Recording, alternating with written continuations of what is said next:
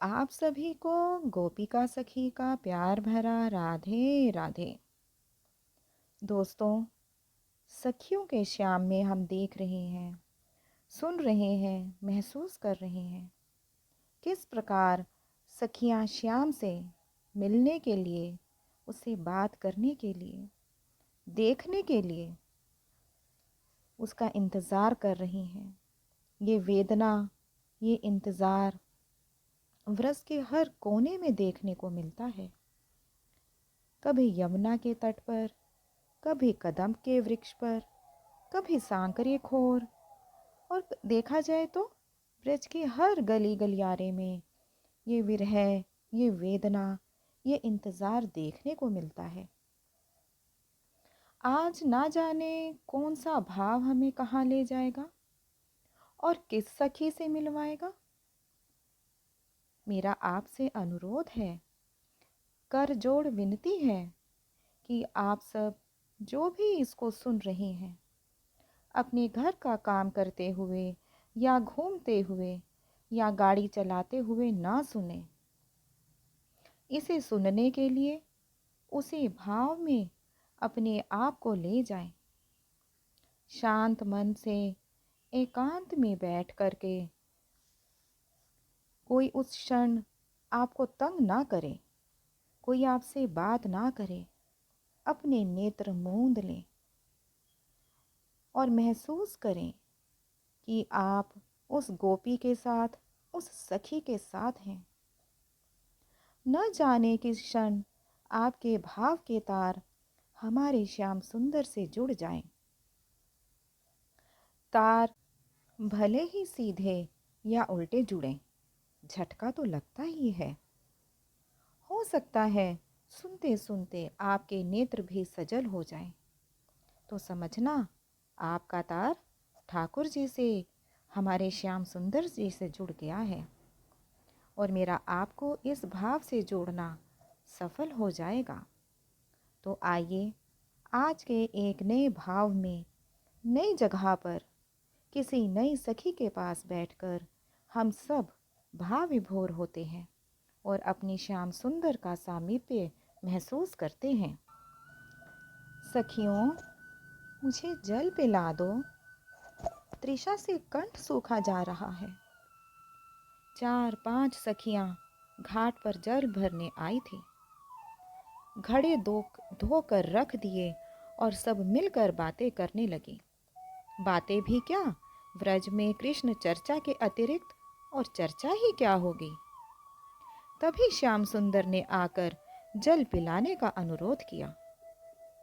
सुनकर, देखकर सबके प्राण हरे हो गए। यमुना में अथाह जल है कान्हाजो, पी लो ना, एक सखी बोली। जल तो है सखी, किंतु मेरे पास पात्र जो नहीं। हाथ से लेकर जल पीऊंगा तो सारा जल झूठा हो जाएगा।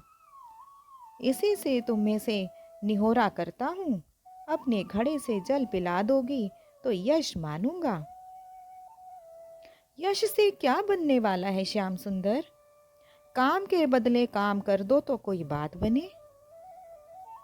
अच्छा सखी, बता कौन सा कार्य कर दूं तुम्हारा? मेरा मुख प्यास से सूख रहा है। तुम हमारे घड़े उठवा दो और जब तक हम घर ना जाएं, तब तक तुम यहीं हमारे पास रहो। यह क्या कहती हो? मैं तुम्हारे समीप बैठा रहूंगा तो मेरी गाय कौन फेरेगा? वे इधर उधर भाग गई तो सांझ को मैया मारेगी मुझे। तो फिर तुम जल अपने आप ही पी लो। हम जो जाकर तुम्हारी मैया से कह देंगी कि कन्हैया ने जमुना जूठी कर दी है, अब वह जल नारायण की सेवा पूजा के योग्य नहीं रहा। अच्छी बात है सखियों, जो तुम कहोगी वही करूंगा। लाओ, जल पिलाओ। नंदा, तेरा घड़ा छोटा है, इससे अच्छी धार बंधेगी। सुमति ने नंदा से घड़ा लेकर श्याम की अंजलि में जल ढालना शुरू किया। अन्य सखियां अपनी छूटी हुई चर्चा का सूत्र पुनः थामने लगी। क्या कह रही थी वसुधा तू? इंदुलेखा जीजी ने पूछा। कल मेरे बाबा के पास कोई साधु महात्मा आए थे। वे बाबा से कहने लगे, यहाँ नंदग्राम में परात पर ब्रह्म ने अवतार लिया है। मैं दर्शन के लिए आया हूँ। वे किसके घर में अवतरीन हुए हैं? कृपया करके मुझे दर्शन करा दो। वसुधा की बात सुन सखियां मुस्कुराने लगी। अच्छा, फिर तेरे बाबा ने क्या उत्तर दिया? बाबा बेचारे समझे ही नहीं। बोले, क्या कहते हैं महाराज? कैसा परात पर ब्रह्म? हम तो नहीं जानते वह कौन है, कैसा है। साधु घिघिया के बोला, अरे भैया, भगवान नारायण ने अवतार लिया है। मुझे भुलाओ मत, बस दर्शन करा दो। बाबा तो बेचारे अचक चाकर अपने चारों ओर देखने लगे और हाथ जोड़कर बोले, नहीं महाराज, हमको नहीं मालूम। यदि नारायण देव पधारे होते तो हम सब उनकी पूजा करने को दौड़ पड़ते। साक्षात नहीं भैया, बालक रूप धारण किया है उन्होंने, साधु बोले।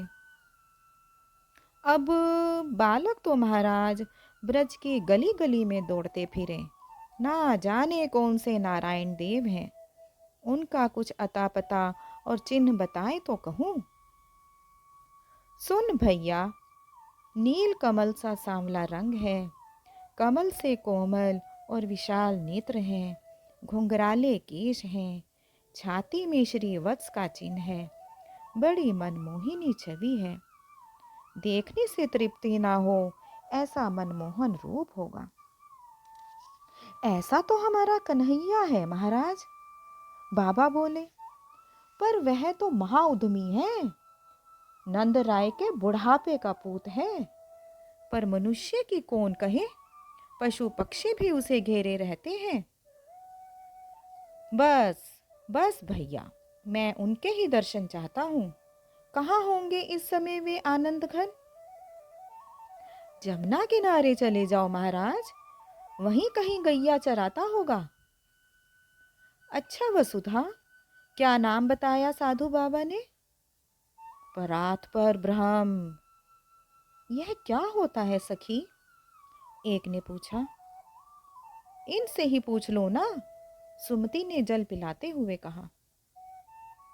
एकाएक श्याम सुंदर को हंसी आ गई। मुख में भरा सारा जल फुहार के रूप में घड़े के भीतर और समीप खड़ी सखियों पर जा गिरा।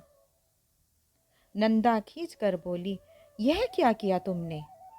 मैया ने नारायण की पूजा के लिए जल मंगाया था, तुमने घड़ा जूठा कर दिया। मैया मारेगी मुझे। कन्हाई खड़े हो गए। मैं क्या करूं सखी, तुम्हारे प्रात पर ब्रह्म की व्याख्या पची नहीं। सो उछल कर बाहर आ गई। सब खिलखिलाकर हंस पड़ी। लो सखियों, तुम्हारे घड़े उठवा दूं। मेरी गैया भाग गई होगी तो सब सखा पंचायत मार लगाएंगे और नंदा घड़ा जूठा करने के अपराध में सांझ को मैया से पिटवाएगी, सो अलग। मुंह क्या देख रही हो मेरा? घर जाकर दूसरा घड़ा ले आ और भर कर ले जा। नारायण बेचारे झूठे घड़े के पानी से नहाकर खिसिया जाएंगे। श्याम, तुमने तो हम सबको झूठा कर दिया। देखो ना, तुम्हारे छोटे से मुख से कितना सारा पानी निकला कि हम सब की सब भीग गई। किंतु उनकी बात सुनने से पूर्व ही श्याम सुंदर वंशी वट की ओर भाग छूटे। पटके के छोर और घुंघराली अलके वायु के वेग से लहरा रही हैं। बंसी फेंट में खींच ली और दाहिने हाथ में लकुट लिए दौड़े जा रहे हैं। सखियां खड़ी अपलक निहार रही हैं। बहुत ही सुंदर और अद्भुत दृश्य, बहुत ही अद्भुत दृश्य था। हम सबका भी मन करता है काश हमारे पास भी ठाकुर जी आए और इस तरह से हमारे साथ भी अटखेलियां खेलें। आज का यह मधुर भाव यहीं पे ही हम विराम करते हैं। कल एक नए मधुर भाव के साथ फिर से हम मिलेंगे। तब तक के लिए आप सबको गोपिका सखी का प्यार भरा राधे राधे। अगर आपने मेरा चैनल अभी तक सब्सक्राइब नहीं किया है तो आप इसे अवश्य ही सब्सक्राइब करें।